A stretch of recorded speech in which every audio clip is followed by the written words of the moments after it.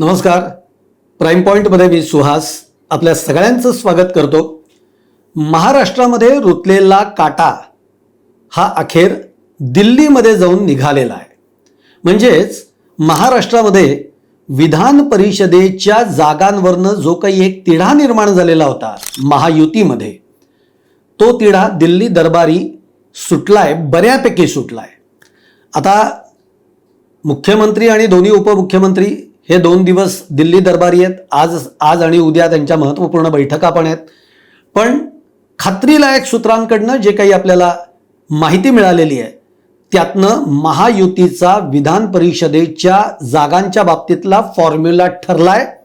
तो काय आहे, कुणाच्या वाट्याला किती जागा आलेल्या आहेत, कुठल्या आलेल्या आहेत आणि कुणाला कुठल्या जागेंवर पाणी सोडावं लागलंय हे आपण बघणार आहोत या व्हिडिओमधनं. व्हिडिओ आवडला तर लाईक करा, शेअर करा, चॅनल सबस्क्राईब करायला विसरू नका आणि तुमच्या कमेंट या कमेंट बॉक्समध्ये नक्की टाका.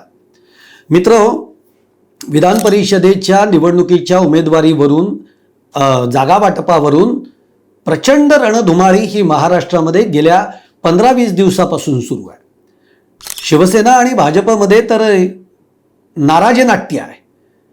कालच जी एक बैठक झाली मुंबईमध्ये, मुख्यमंत्री आणि त्याला दोन्ही उपमुख्यमंत्री उपस्थित होते, त्या बैठकीमध्ये या प्रश्नावर कोणताही ठोस तोडगा निघाला नाही किंवा मनासारखा तोडगा निघाला नाही.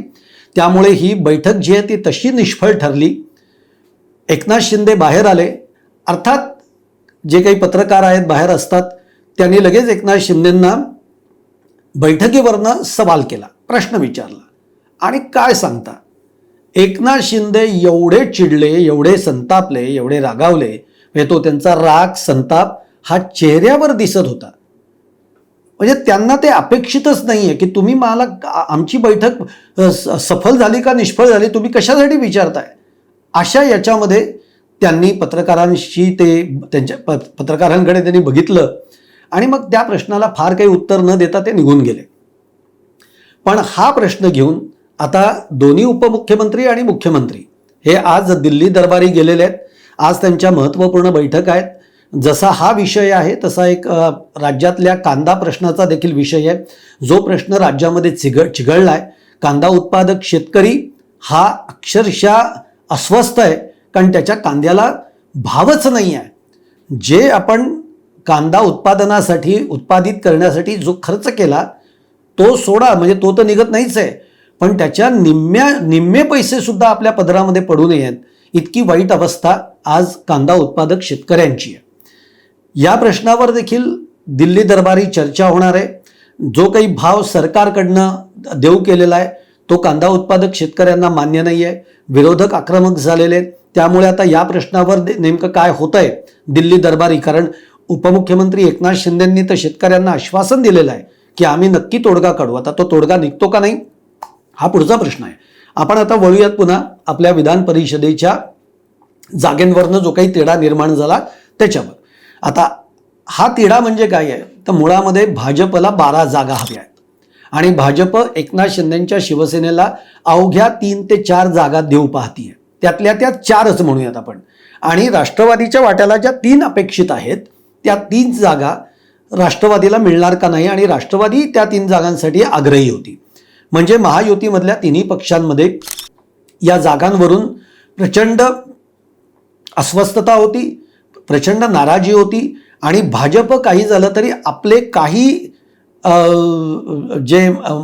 म्हणजे जे जिल्हे आहेत त्याच्यावरचा आपला क्लेम हा सोडायला तयार नाही आहे.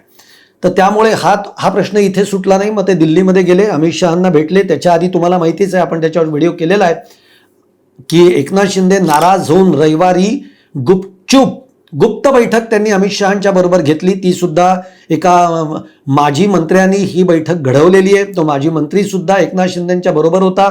तो कोण होता हे कळलं नाही, पण ती गुप्त बैठक झाली आणि त्यानंतर एकनाथ शिंदे मुंबईमध्ये परतले. पण आता परत हे तिघही दिल्लीमध्ये गेलेले आहेत आणि असं कळत आहे की आता याच्यावर तोडगा निघालेला आहे, बऱ्यापैकी निघालेला आहे. अजून काही जाहीर झालेलं नाही.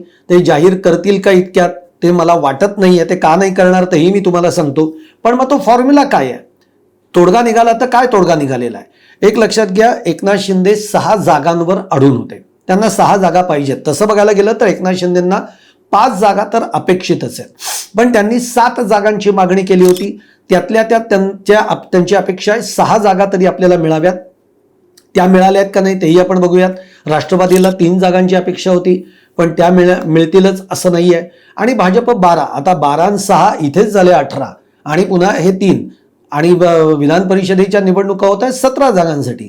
मग हा तिढा कसा काय सुटलाय? म्हणजे काय फॉर्म्युला त्यांनी वापरलाय? तर हा फॉर्म्युला वापरलेला आहे 11, 4 आणि 2. 11 अर्थातच भाजपच्या वाट्याला 11 जागा, 4 जागा एकनाथ शिंदेच्या शिवसेनेला आणि 2 जागा अजित पवारांच्या राष्ट्रवादीला. असा फॉर्म्युला दिल्लीमध्ये ठरलेला आहे. याच्यावर तोडगा बऱ्यापैकी निघालेला आहे. आता एकनाथ शिंदे खरंच या तोडग्याने समाधानी आहेत का, हे आपल्याला नंतर कळेल. अजून ते जे जाहीर करत नाही आहेत ते का करत नाही आहेत, त्यातल्या 2 गोष्टी मी तुम्हाला सांगतो की अजून जाहीर न होण्यामागची कारणं काय आहेत.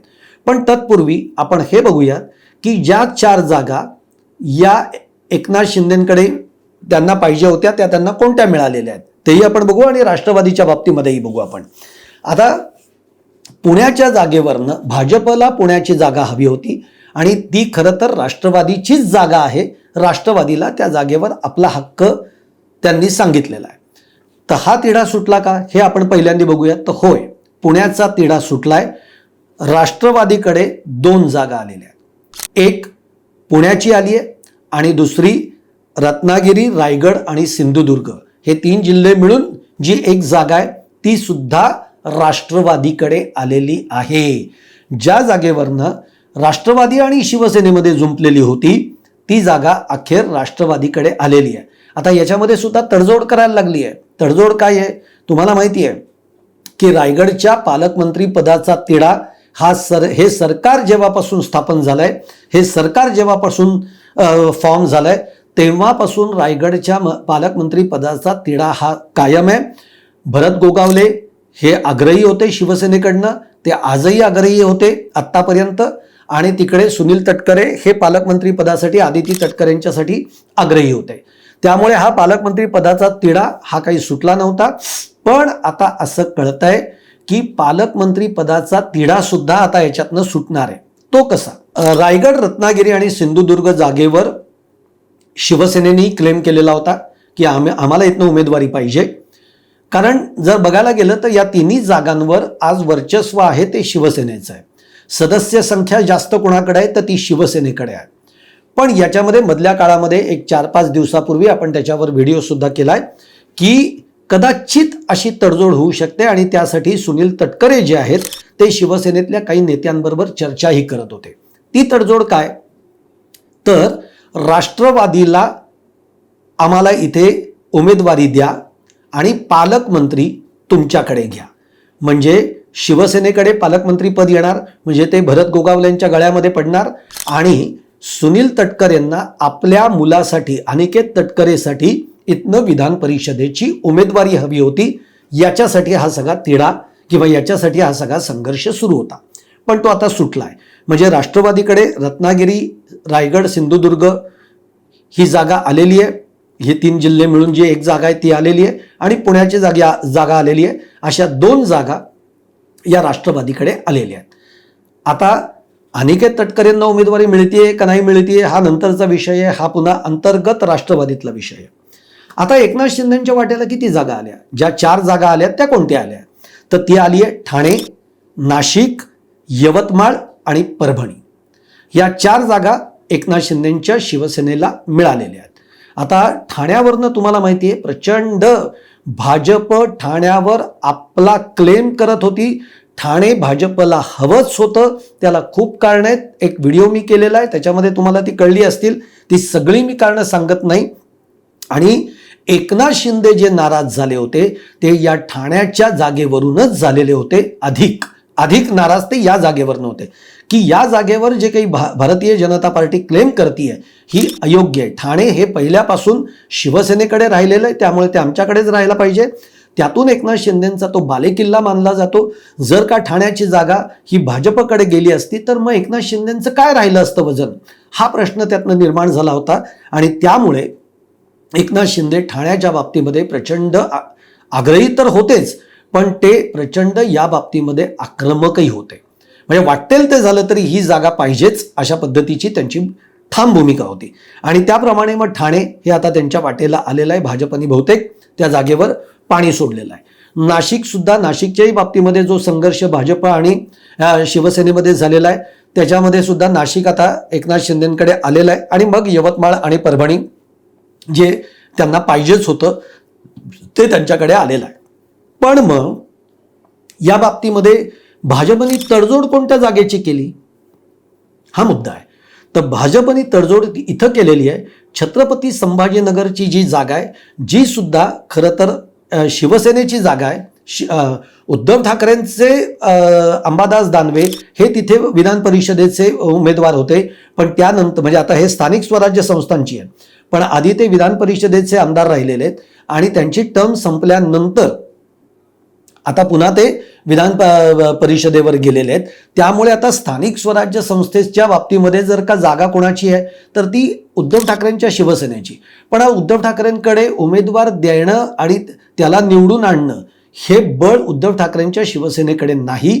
त्यामुळे ती जागा एकनाथ शिंदेंनी मागितली, पण ती जागा भाजपने आता आपल्या ताब्यात मिळवली आहे. मग आता भाजपने याच्यामध्ये संभाजीनगरच्या बदल्यामध्ये ठाणे आणि आणखीन जर एक जागा म्हटली तर ती आहे सांगली सातारा. सांगली सातारा ही जागा एकनाथ शिंदेंना हवी होती. खरं तर ती जागा अपेक्षित आहे राष्ट्रवादीकडे, कारण तिथे राष्ट्रवादीची सदस्य संख्या जास्त आहे, पण भाजपनी ती आपल्या ताब्यात ठेवलेली आहे. त्यामुळे ठाणे आणि नाशिकच्या बदल्यामध्ये भाजपनी सांगली सातारा आणि इकडे छत्रपती संभाजीनगर अशा 2 जागा आपल्याकडे ठेवण्यामध्ये यश मिळवलं. मग बाकीचं तुम्हाला माहिती आहे, बाकी नांदेड, हिंगोली, त्याच्यानंतर सोलापूर, नागपूर, धाराशिव, लातूर, बीड, वर्धा, चंद्रपूर, गडचिरोली हे जे काही सगळ्या जागा आहेत या भाजपकडे राहिलेल्या आहेत. म्हणजे 11, 4 आणि 2 असा फॉर्म्युलाचा तोडगा हा दिल्लीमध्ये बऱ्यापैकी सुटलेला आहे. पण आता ते जाहीर का करत नाही आहेत तर ते जाहीर 2 गोष्टींसाठी करत नाहीत. कारण आता हा तिढा तर सुटला आहे, पण हा समाधानकारकच आहे का, याच्यामध्ये अजून कोणाला काही म्हणायचं आहे का, याची अजून एक बैठक ही मुंबईमध्ये मुख्यमंत्री आणि 2 उपमुख्यमंत्र्यांमध्ये होईल. हा तिढा जवळपास सुटलाय, हाच ठरेल.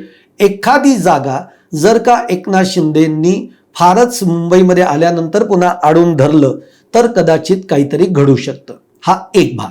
दुसरा भाग जो आहे जाहीर न करण्याचा, आत्ता जर का तुम्ही कोणत्या जागा कुणाला मिळाल्या हे जर जाहीर केलं, त्या जागेंवरचे यांचे उमेदवारही निश्चित आहेत, पण उमेदवार देखील जर जाहीर केले तर जे इच्छुक उमेदवार आहेत या इच्छुक उमेदवार हे नाराज होतील. म्हणजे समजा एकदा जागा कळली की ही जागा आपली गेलेली आहे, म्हणजे छत्रपती संभाजीनगरमधनं समजा शिवसेना एकनाथ शिंदेंकडनं जे लोक इच्छुक असतील त्यांना जेव्हा हे समजेल की अरे छत्रपती संभाजीनगरची जागा तर आपल्या हातनं गेली, ती भाजपकडे गेली, म्हणजे ते नाराज होतील.